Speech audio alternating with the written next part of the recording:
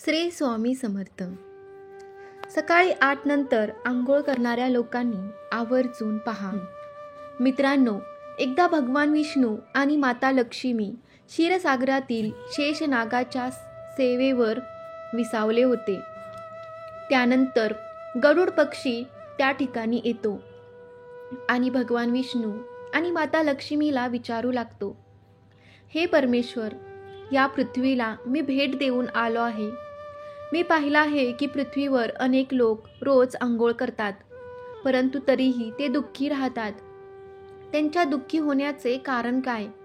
हे परमेश्वरा, कृपया मला सांगा की स्नान करण्याचा सर्वोत्तम मार्ग कोणता आहे? आंघोळ कधी आणि कशी करावी? स्नान करताना कोणते मंत्र जपावेत? हे सर्व प्रश्न जाणून घेण्याची इच्छा माझ्या मनात निर्माण होत आहे. गरुडजी महालक्ष्मीलाही म्हणतात, हे माते, मी असेही पाहिले आहे की अनेक स्त्रिया रोज स्नान करून तुझी पूजा करतात, पण तरीही तुम्ही त्यांच्या घरात राहत नाही. याचे कारण काय? असा प्रश्न गरुडजी विचारतात. तेव्हा भगवान विष्णू म्हणतात, पक्ष्यांचा राजा, तू योग्य प्रश्न विचारला आहे. आंघोळ करणे फार महत्त्वाचे आहे. आंघोळीने शरीर शुद्ध होते, नियोजनाने शरीर शुद्ध होते आणि मनुष्य पूजा वगैरे कर्मकांड करण्यास पात्र होतो. त्यामुळे माणसाने रोज आंघोळ करावी. तुमच्या सर्व प्रश्नांची उत्तरे देण्यापूर्वी मी तुम्हाला एक अतिशय पवित्र गोष्ट सांगतो. तुम्ही ती लक्षपूर्वक ऐका. या कथेत तुम्हाला तुमच्या सर्व प्रश्नांची उत्तरे मिळतील. असे सांगून भगवान विष्णूंनी गरुडजींना स्नानाचे महत्त्व सांगणारी एक कथा सांगितली, जी सर्व मानवांनी लक्षपूर्वक ऐकली पाहिजे. ही कथा श्रवण केल्याने मनुष्याला शेकडो तीर्थक्षेत्री स्नान करण्याचे पुण्य प्राप्त होते. म्हणूनच तुम्ही सर्वांनी ही कथा पूर्णपणे ऐकावी. तर चला सुरुवात करूया. भगवान विष्णू म्हणतात, आणि पक्ष्यांचा राजा ही प्राचीन काळातील गोष्ट आहे. मध्य देशात एक अतिशय सुंदर शहर होते, जिथे एक श्रीमंत व्यापारी राहत होता. त्याला 3 मुली होत्या. आपल्या मुलींना कधीच काही कमी पडू दिले नाही. त्यांना मोठ्या प्रेमाने लाडाने वाढवले होते. त्यांच्या मुली स्वभावाने खेळकर होत्या आणि अतिशय सुंदर देखील होत्या. वडिलांनी सर्व कर्तव्य पार पाडली. आपल्या मुलींना सर्व काही दिले, परंतु त्यांनी एकच चूक केली. ती म्हणजे त्यांनी आपल्या मुलींना शास्त्राचे आणि योग्य संस्कार याचे ज्ञान दिले नाही. आयुष्यात सर्व काही मिळूनही त्यांच्या मुलींचे आयुष्य अपूर्ण होते. ज्ञानाशिवाय मनुष्य पूर्ण होत नाही. पैसा, संपत्ती आणि सौंदर्य असूनही प्रत्येक स्त्रीकडे जे असायला हवे होते, त्यांच्या मुलीकडे नव्हते. मग त्यांच्या 3 मुली तरुण झाल्यावर शेठने आपल्या 3 मुलींची लग्न एका चांगल्या कुटुंबात केली. तिघींचे सुद्धा पती मोठे उद्योगपती होते आणि ते सर्व राजवाड्यात राहायला गेले. तिघी सुद्धा राहायला आपापल्या घरी गेल्या. आपल्या घरी गेल्यावर तिथे त्यांचे भव्य स्वागत करण्यात आले. लग्नानंतरचे सर्व विधी पार पडले. तिघींचेही सासरचे लोक त्यांचा आदर करत होते आणि त्या तिघीही सर्वांशी प्रेमाने वागायच्या. त्यांच्या सासरच्या घरी सुखाने राहू लागल्या. तिघी सुद्धा सकाळी उशिरा उठायचे, आंघोळ उशिरा करायची, कधी कधी आंघोळ न करता जेवायचे आणि अधूनमधून पूजा करायची. सासूने त्यांना अनेक वेळा समजून सांगण्याचा प्रयत्न केला, पण त्यांनी त्यांचा सल्ला ऐकला नाही. त्यांचे काहीच ऐकले नाही आणि स्वतःचे काम करू लागले. पण जसजसा वेळ निघून गेला तसतसा त्या 3 मुलींच्या सासरच्या घरात अडचणी निर्माण होऊ लागल्या. तिघींच्या पतींना त्यांच्या व्यवसायात आर्थिक तोटा होऊ लागला आणि हळूहळू त्यांचा संपूर्ण व्यवसाय बुडू लागला. इतरांकडून कर्ज घेऊन व्यवसाय चालवायला सुरुवात केली, पण तरीही त्यांना तोटा सहन करावा लागला. त्यामुळे घरात कलह सतत होत होता. पुन्हा पुन्हा मारामारी होऊ लागली. जेव्हापासून या तिघी त्या घरात राहायला गेल्या होत्या, तेव्हापासून त्यांच्या घरात संकटे येऊ लागली. तिन्ही बहिणींना त्यांच्या सासरच्या घरी पैशाची इतकी कमतरता होती की त्यांच्या घरातून सर्व काही गमवावे लागले आणि त्या सर्व एका झोपडीत राहू लागल्या. परंतु तिघी बहिणींना झोपडीत राहणे पसंत नव्हते. त्यामुळे त्या सासरचे घर सोडून माहेरी आल्या आणि वडिलांसोबत राहू लागल्या. घरी आल्यानंतरही त्यांच्या सवयी बदलल्या नाहीत आणि घरी आल्यानंतरही तिन्ही बहिणी मोठ्या थाटामाटात जगू लागले. तिथेही तिघीसुद्धा उशिरा उठायचे, उशिरा अंघोळ करायचे. अंघोळ कधी करायची नाही, तर कधी अंघोळ केल्यानंतर जेवायचे, तर कधी अंघोळीच्या आधी जेवायचे. त्यामुळे त्यांच्या वडिलांनाही व्यवसायात तोटा होऊ लागला. त्यांची आर्थिक स्थितीसुद्धा ढासळू लागली. मग एके दिवशी भगवान विष्णू साधूच्या रूपात त्यांच्या दारात आले. त्या साधूचे प्रेमाने स्वागत केले, पाय धुवून नमस्कार केला. तेव्हा शेठने आपली व्यथा त्या महान साधूला विचारली आणि ती सोडवण्यासाठी उपाय मागितला. शेठनेही आपल्या मुलींना बोलावून साधूंच्या समोर उभे केले आणि त्यांच्याबद्दलची संपूर्ण हकीकत सांगायला सांगितली.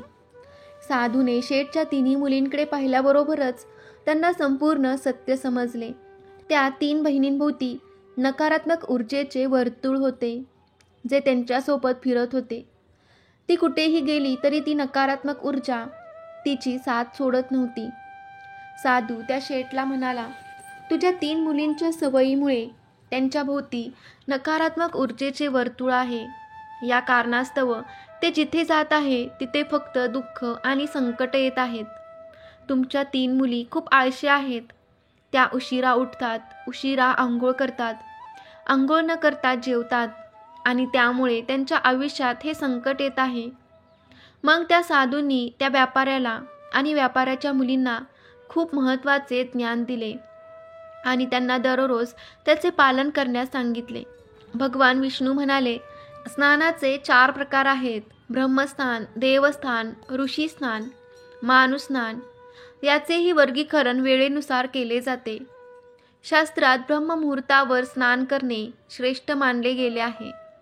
ब्रह्ममुहूर्त म्हणजे रात्रीचा शेवटचा तास आणि सूर्योदयाच्या ठीक 1.5 किंवा 2 तास आधी असतो, म्हणजे ते सामान्य होते. पहाटे 4 ते 5:30 ही वेळ शास्त्रामध्ये दिवसाची सर्वोत्तम वेळ सांगितली आहे, कारण यावेळी वातावरणात अद्भुत आणि चमत्कारी ऊर्जा असते. हा काळ देवांचा काळ आहे. अशा प्रकारे देवांचे स्मरण होते.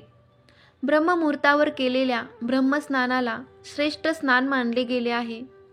यावेळी स्नान करून लगेचच सूर्यदेवाला अर्घ्य अर्पण केल्याने जीवनात सुख, समृद्धी आणि शांती प्राप्त होते. मानवी शरीर आणि मन दिवसभर ताजेतवाने आणि सकारात्मक ऊर्जेने भरलेले राहते. ब्रह्ममुहूर्त व स्नान केल्याने मनुष्य व्याधी आजारापासून दूर राहतो. त्याचे शरीर निरोगी आणि तंदुरुस्त राहते. दुसरे आहे देवस्नान. पहाटे 5 ते 6 या वेळेत केलेल्या अंघोळीला देवस्नान म्हणतात. सर्व पवित्र नद्यांचे स्मरण करून घेतलेले हे स्नान देखील सर्वोत्तम मानले जाते. अशा वेळी अंघोळ केल्याने मानवी शरीरात सकारात्मक ऊर्जा निर्माण होते आणि शरीरातील सर्व प्रकारची नकारात्मकता आणि वाईट गोष्टी दूर होतात. देवस्नानाच्या वेळी स्नान केल्याने शरीराबरोबरच मनही शुद्ध आणि पवित्र होते. यावेळी स्नान केल्याने धनाची वृद्धी होते. माणसाला सर्व भौतिक सुखसोयी मिळतात. आकाशात तारे दिसतात. पहाटे केलेल्या स्नानाला ऋषी स्नान म्हणतात. हे देखील सर्वोत्तम स्नान आहे. यावेळी स्नान केल्याने मानसिक शांती मिळते. तिसरे म्हणजे मानवी स्नान. सकाळी 6 ते 8 या वेळीत केलेल्या स्नानाला मानवी स्नान म्हणतात. सूर्योदयाच्या वेळी किंवा सूर्योदयानंतर केले जाते. यावेळी स्नान करणे देखील चांगले मानले जाते. दिवसभर शरीरात ताजेपणा आणि सकारात्मक ऊर्जा असते, जी आपल्याला कोणतेही काम करण्यास प्रोत्साहित करते. परंतु सूर्य दिसल्यानंतर 2 तासांनी कधीही स्नान करू नये, म्हणजे सकाळी 8 नंतर आंघोळ करणे अयोग्य आहे. यावेळी वातावरणात असलेली दैवी शक्ती खूप कमी होते. त्यामुळे माणसामध्ये उत्साह राहत नसतो आणि ऊर्जेची कमतरता असते. त्यामुळे दिवसभर आळशीपणा जाणवतो, दिवसभर शरीरात सुस्ती जाणवते, ही भावना राहते. कोणतेच काम करावसे वाटत नाही. सकाळी 8 नंतर स्नान केल्याने व्यक्तीच्या जीवनात अशुभता येते. त्यांच्या शरीरात नकारात्मक ऊर्जा राहू लागते. असा माणूस जिथे जातो तिथे दुर्दैव त्याच्या पाठोपाठ येते. तुझ्या 3 मुली सकाळी उशिरा आंघोळ करायच्या, त्यामुळे सासरची सर्व संपत्ती नष्ट झाली आणि आता तुमची मालमत्ताही नष्ट होत आहे. जे लोक सूर्योदयानंतरही आंघोळ करत नाहीत, त्यांच्या मनात राग, द्वेष, नकारात्मकता, कमजोरी आणि चिडचिड दिवसभर राहते, ज्यामुळे त्यांच्या कामात अडचणी येतात. म्हणून रोज ब्रह्मस्नान करावे. तसेच मानवी स्नान करण्याचाही सल्ला दिला जातो. या पवित्र मुहूर्तावर दररोज उठून स्नान करून पूर्ण भक्तिभावाने देवाची आराधना, प्रार्थना, पठण व सूर्यदेवाला अर्घ्य अर्पण केल्याने आपले शरीर तसेच मन शुद्ध आणि पवित्र होते आणि आपले अनेक समस्या दूर होतात. आपल्यातील सर्व प्रकारची नकारात्मकता दूर होते आणि सुखसमृद्धीचा मार्ग खुला होतो. संध्याकाळी आणि रात्री आवश्यक नसल्यास अजिबात आंघोळ करू नये. भगवान विष्णू म्हणतात, आता मी तुम्हाला अत्यंत महत्त्वाच्या मंत्राबद्दल सांगणार आहे, ज्याचा जप स्नान करताना करावा. म्हणूनच या मंत्राचा जप करताना जो कोणी स्नान करतो त्या क्षणी त्याची सर्व पापे नष्ट होतात, त्याचे दुर्दैवही नष्ट होऊन त्याला सुखसमृद्धी प्राप्त होते. तो मंत्र पुढील प्रमाणे आहे, लक्षपूर्वक ऐकावे. गंगेची यमुने चैव गोदावरी सरस्वती नर्मदे सिंधू कावेरी जलविसनिंदी करुण असा आहे. याचा अर्थ, हे गंगा, यमुना, गोदावरी, सरस्वती, नर्मदा, सिंधू आणि कावेरी माता, तुम्ही सर्व माझ्या स्नानाच्या पाण्यात या. या मंत्राचा जप केल्याने सर्व तीर्थक्षेत्रात स्नान केल्याचे पुण्य प्राप्त होते. अशा प्रकारे भगवान विष्णूंनी त्या शेठला स्नानाचे महत्त्व सांगितले. तेव्हा शेठच्या 3 मुलींनाही त्यांची चूक समजली. त्या तिघेही आपापल्या सासरच्या घरी राहायला गेल्या आणि भगवान विष्णूंनी सांगितलेले सर्व स्नानाचे नियम पाळू लागले. तिघेही सकाळी ब्रह्ममुहूर्तावर उठून रोज स्नान करून सूर्याला पाणी देऊ लागल्या. रोज सकाळी आंघोळ केल्याने तिचे शरीर शुद्ध झाल्याने ती नकारात्मक ऊर्जा देखील हळूहळू नष्ट झाली. तिच्या पतीचा व्यवसाय चांगला चालू लागला आणि तिने गमावलेले सर्व काही तिला परत मिळाले आणि तिघी बहिणी आनंदाने राहू लागल्या. आपल्या आयुष्यात आंघोळीला खूप महत्त्व आहे, त्यामुळे रोज सकाळी लवकर आंघोळ करावी. सकाळी 8 नंतर स्नान करणे अशुभ आहे. अशा प्रकारे भगवान विष्णूंनी गरुडजींना स्नानाचे महत्त्व सांगितले आहे. श्री स्वामी समर्थ. व्हिडिओ आवडला असेल तर व्हिडिओला लाईक करा आणि कमेंटमध्ये जय श्री हरी विष्णू, जय माता लक्ष्मी लिहा. तसेच चॅनेल सबस्क्राईब करा, जेणेकरून तुम्हाला अशीच आध्यात्मिक माहिती मिळेल. तुम्हा सर्वांचे मनापासून आभार. धन्यवाद.